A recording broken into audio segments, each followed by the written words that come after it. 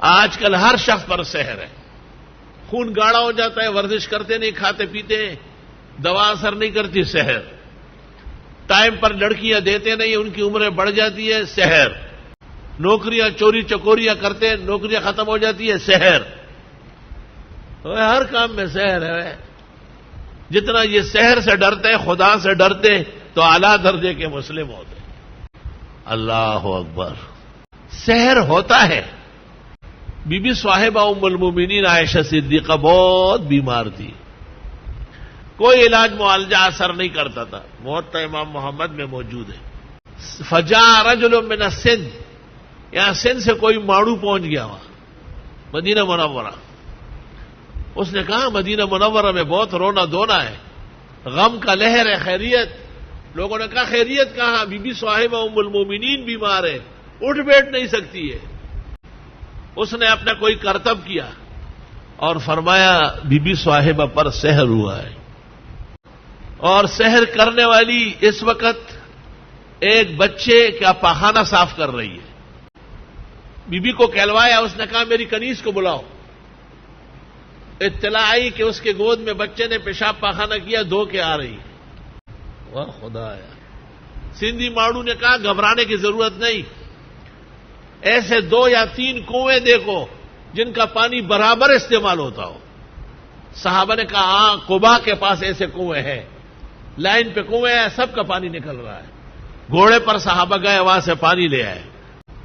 اور be be صاحبہ کو کہا گیا کہ اس سے نہا لو.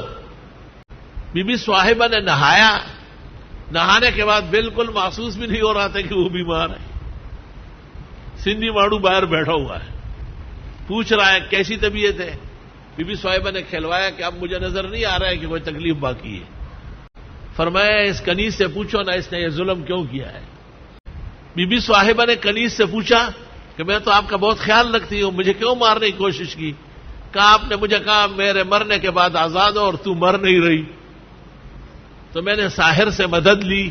انہوں نے کہا اتنے مہینے میں مر جائے گی. بی بی صاحبہ نے کہا خواہ صبر ہوگا. عبداللہ ابن زبیر کو بلایا، بانجے کو، کہا اس کو ایسے شخص کے ہاں بیچو جس کو خوب سختی سے کام لے. میں نے شفقت اور مہربانی سے غلط فائدہ اٹھایا. موطا امام محمد میں یہ واقعہ مکمل موجود ہے. موطا محمد کو تو جانتے ہو نا، اصل میں یہ موطا مالک ہے. امام مالک سے پڑھنے والوں میں ایک امام محمد بھی ہے. اور موطا مالک بعض وجوہ سے اتقن من البخاری ہے، بخاری کے الجامع الصحیح سے بڑھ کر ہے وہ. تو یہ مطلب ہمارا نہیں کہ سحر ہوتا نہیں.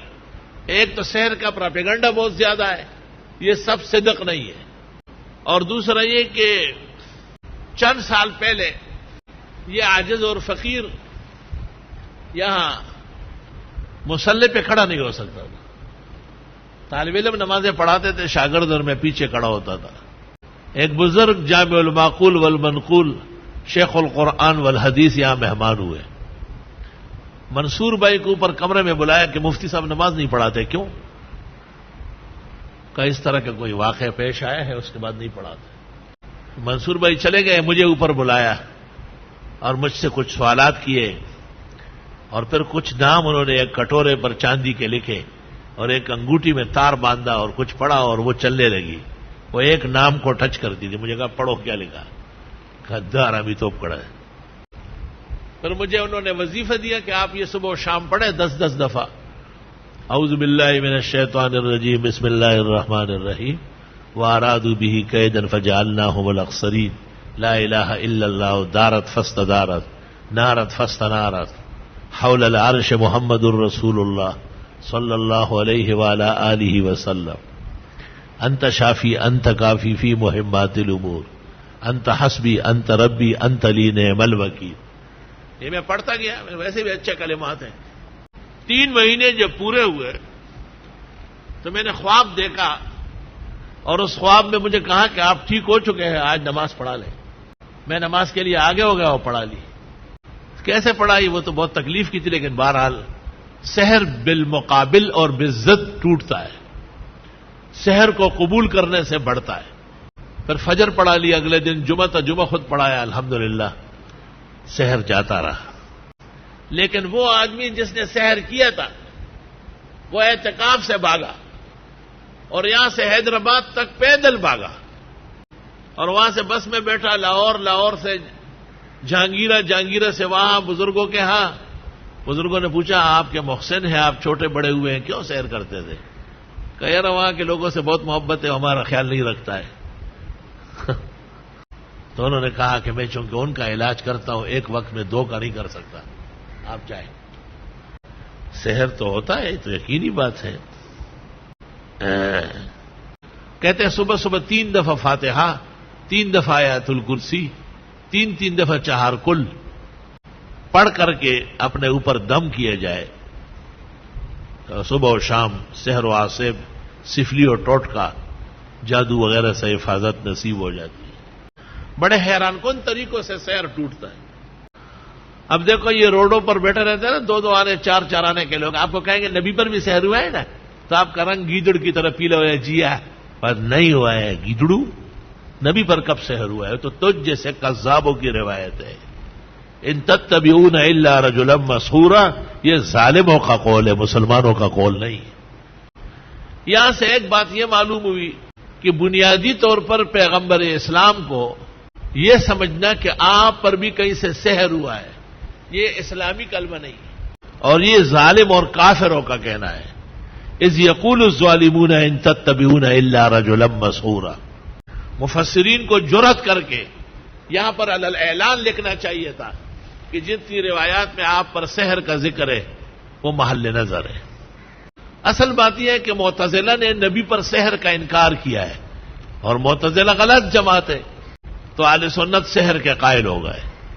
حالانکہ یہ بات معتزلہ غلط ہونے کے باوجود ان کی صحیح تھی کہ اگر پیغمبر پر بھی سحر ہو سکتا ہے تو اس وقت وہی کہاں چلی گئی, نبوت کا مقام مرتبہ کہاں چلا گیا.